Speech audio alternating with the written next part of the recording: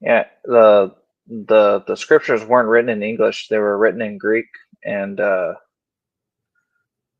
we don't read Greek over here. So if you really want to read the original language, go read the Bible in the Greek then. Yeah, exactly. If And you want to read and the they actual read and I think they read right to left, not left to right. wait, what? I think when you read Greek, you read it right to left. Let me see. You read, or I might be thinking of Hebrew. I was gonna say because I think Hebrew is right to left. I don't know. Let me Okay, hold on. yes, I'm sorry. I had it wrong. It's left to right. Left to Okay, right. so okay, I was actually partially correct.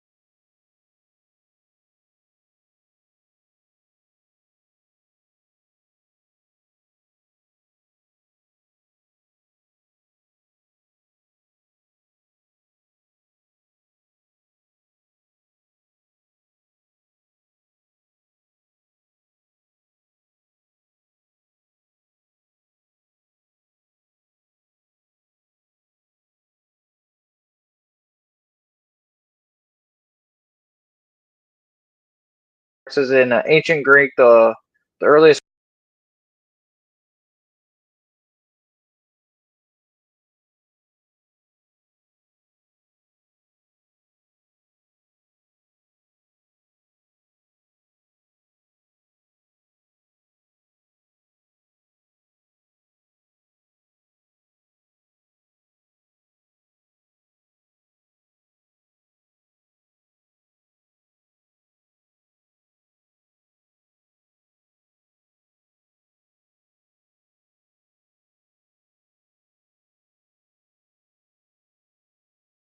These forms of Greek writing were sometimes right to left. They eventually transitioned to left to right direction, with the change occurring around the 5th century Hey, Kevin. AD.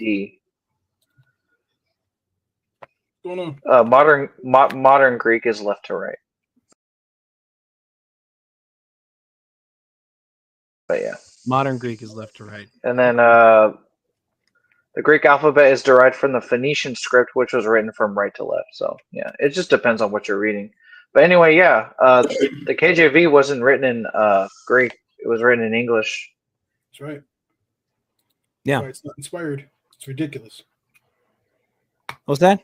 It's not inspired. It's ridiculous. The KJV isn't inspired? Right. It's a translation.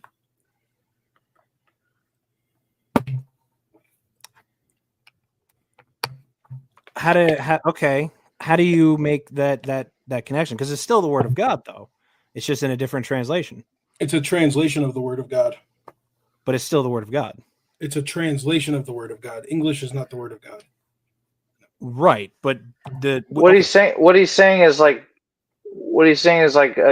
God doesn't speak English. The Hebrew Basically. and the Greek is the word of God, and anything else is a translation of that. So you could say it's a translation of God's word, but the King James Bible is not God's word.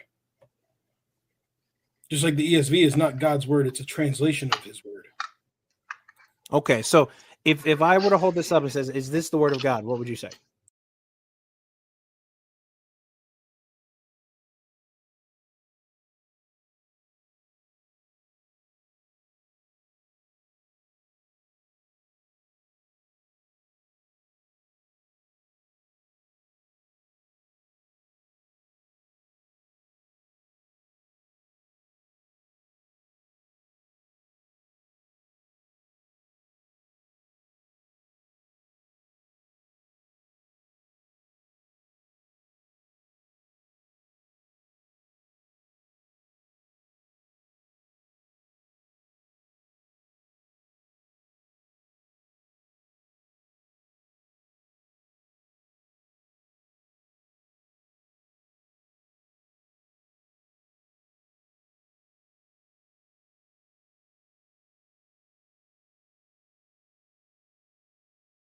No, it's a translation. A translation. Okay.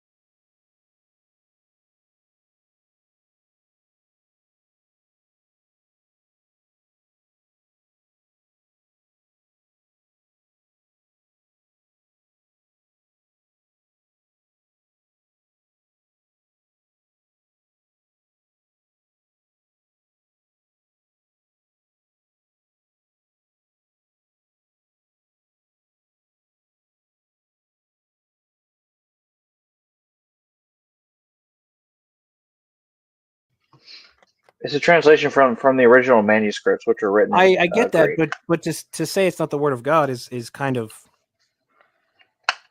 Off-putting. off-putting. It's a little off-putting because we're reading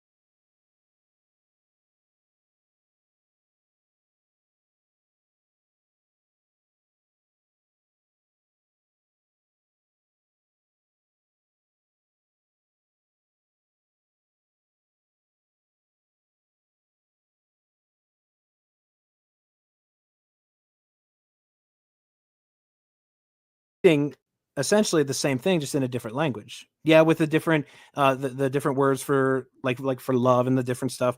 That's one thing, but it's still the word of God, though. It tells us how to the problem, which is sin, the solution, which is Christ, and ultimately the end of time, which is the return of Christ and the creation of the new heaven and the new earth. I mean, it's the same exact thing. It is the word of God, but it is a different translation, but it's still the word of God. And you know what I mean. I know what you mean. I'm just saying, like it's just an interesting way. The reason I word it that way is because of idolaters. You ever heard like some of the extreme KJV cultists that say you can't get saved unless you read the King James? I haven't until I've encountered certain people on.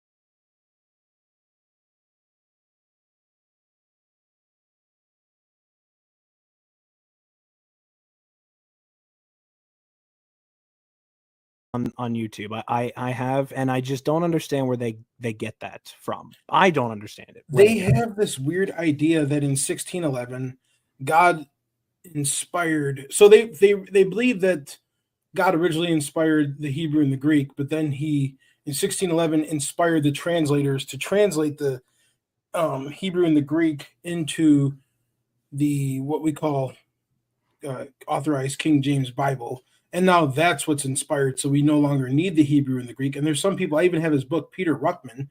He claims that the English corrects the Greek and the Hebrew. Okay, now I understand. Okay.